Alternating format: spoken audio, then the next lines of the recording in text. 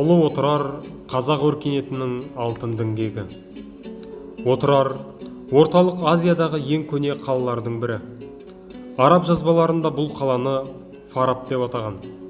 Бұл қала шығыстың ең танымал әрі ұлы ғұламаларының бірі Әбу Насыр әл-Фарабидің атымен тығыз байланысты.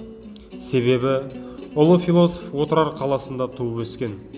Оның танымал шығармаларының ішінде Аристотель туындыларының аудармалары мен Мінсіз қала туралы трактат бар. 1969 жылы бұл жерде археологиялық зерттеулер басталды.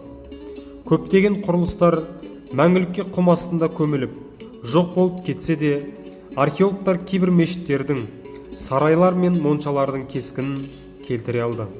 Осылайша, археологиялық зерттеулердің арқасында ОТЫРАР қаласының мықты қамалы мен үш қақпасының болғаны анықталған. Сондай-ақ қолөнер, ағаш шеберлері мен ұсталардың болуы, қаланың ішінде су құбырлары мен канализация жүйесінің орналасуы ОТЫРАР қаласының жоғары маңызға ие қалалардың бірі болғанын көрсетеді. Бізге дейін жеткен жазба деректерге сүйенсек, ОТЫРАР қаласының тұрғындары күріш, тары, бидай секілді азықтық дақылдарды еккен. Сонымен қатар мақта, жүзіммен қатар өзге де жеміс-жидектерді өсірген. ОТЫРАР 9-10 ғасырларда гүлденген ірі қала және ғылымның орталығына айналған.